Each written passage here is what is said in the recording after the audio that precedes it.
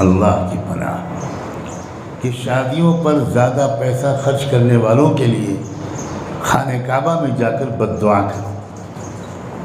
کمینے پن کی امتحان ہے تو تم کچھ دوا کھاؤ اور شادی مت کرو۔ مسلمان جس کو اللہ نے مال دیا ہے وہ کہاں خرچ کر رہا ہے؟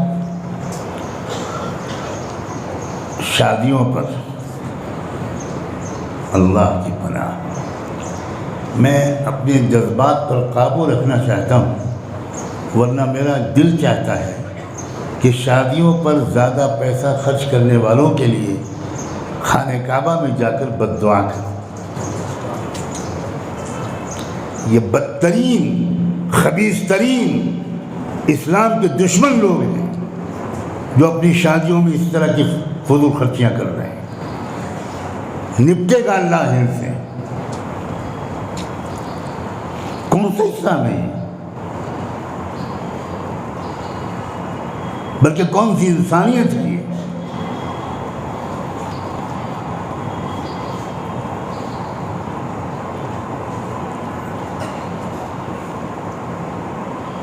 کیوں آج کل شادیوں کے بعد جلدی ہی میاں بیوی میں پھوٹ پڑ جاتی ہے؟ وجہ کیا ہے؟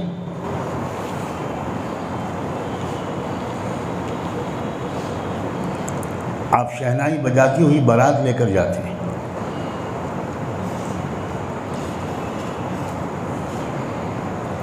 شاندار دعوت کھا کر اور کروڑوں کا جہیز اور سونے چاندی کے زیورات لے کر دلہن کو لے کر واپس آتے ہیں، اور راستے میں سڑک کے کنارے کسی غریب کا بھی گھر ہوتا ہے، اس گھر میں کوئی غریب بیٹی تکیے میں منہ چھپا کر روتی ہے، کاش کہ میرا باپ بھی مالدار ہوتا تو مجھے بھی کوئی بیاہ کر لے جاتا۔ یاد رکھنا، اس غریب لڑکی کے آنسو اللہ کے غضب کو ایسی دعوت دے سکتے ہیں کہ اللہ اسی وقت فیصلہ فرما دے، لعنت برساؤ اس شادی پر، پھوٹ ڈال دو ان میاں بیوی کے درمیان، ساس اور بہو کے درمیان جھگڑے کھڑے کر دو، اور آپ دنیا بھر کے لوگوں سے تعویذیں لکھواتے پھریے۔ میں قسم کھا کے کہتا ہوں، آپ 1000 اولیاء اللہ کی تعویذیں لکھوا لیجئے، اللہ کی لعنت ان تعویذوں سے دور نہیں ہوگی۔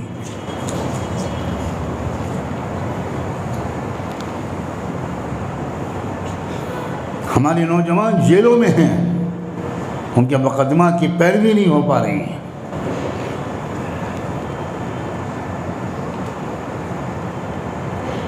مال کے خرچ کرنے کی ترتیب سب سے زیادہ مسلمانوں کی خراب ہے۔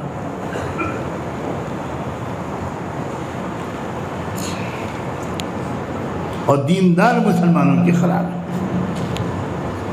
میں تو ان کو دیندار نہیں مانتا، لیکن لوگ دیندار کہتے ہیں۔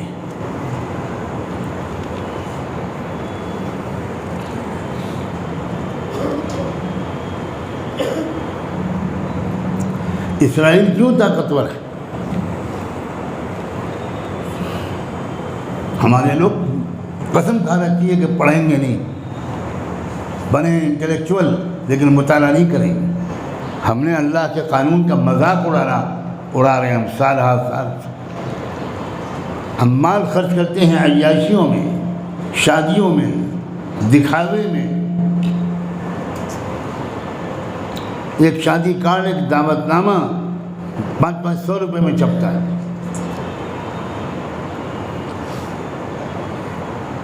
لیکن جب قومی مضبوطی کے کاموں پر کوئی تقاضا سامنے آتا ہے تو ہم سے بڑھ کر کوئی بخیل اس آسمان کے نیچے نظر نہیں آتا۔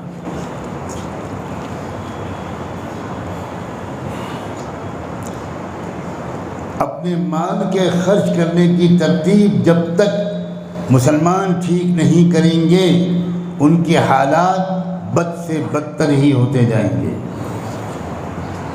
ہرگز ٹھیک نہیں ہوتا۔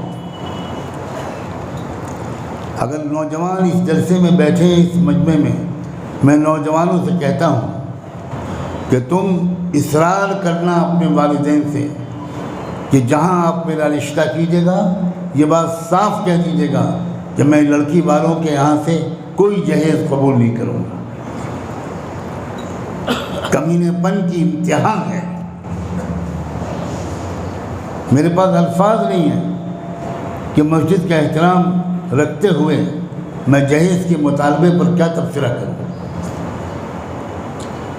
اگر اے نوجوان تم اتنے غریب، فقیر، یتیم، یسیر ہو کہ تم اپنی ہونے والی بیوی کے لیے بستر فراہم نہیں کر سکتے، پنکھا نہیں دے سکتے، فریج نہیں لگا سکتے، تو تم کچھ دوا کھاؤ، شادی مت کرو اور پیسے جمع کرو، اپنے دست و بازو سے ان چیزوں کا انتظام کرو اور لڑکی والوں سے کہو ہرگز ہرگز ہم آپ سے کچھ نہیں لیں گے، آپ اپنی نازوں پالی بیٹی ہمارے حوالے کر رہے ہیں۔ یہ بہت بڑا احسان ہے۔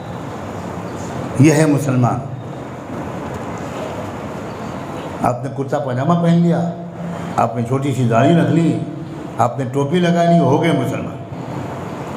مشرکین کی داڑھی ہم سے لمبی تھی، آج بھی یہودیوں کی داڑھیاں ہم سے لمبی ہوتی ہیں۔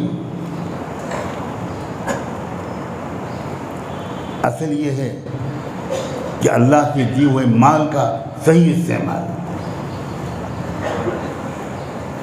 قومی ترقی کے کام، غریبوں کی خدمت، بیواؤں کی خدمت، ایسے پروجیکٹ جن سے مسلمانوں کی اور تمام مظلوم طبقات کی حالت میں بہتری ہو، ملک میں انصاف کا نظام قائم ہو، یہ سب کچھ ممکن ہے۔ لیکن بہت بنیادی طور پر ہم کو اپنے طرز عمل کو بدلنا پڑے گا۔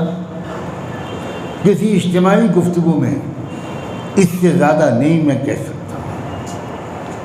کسی کے دل میں درد ہو، کوئی واقعی سنجیدہ ہو، وہ آئے مجھ سے وقت لے کر ملے، میں اس کو بتاؤں گا کہ آپ کہاں خرچ کیے۔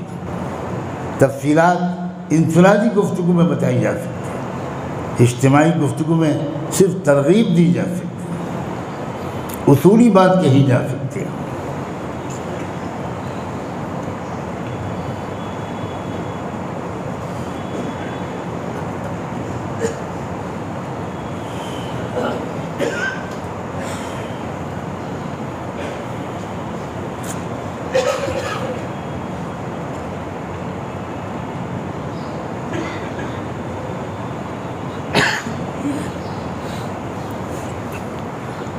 بہت عرصے پہلے کی بات ہے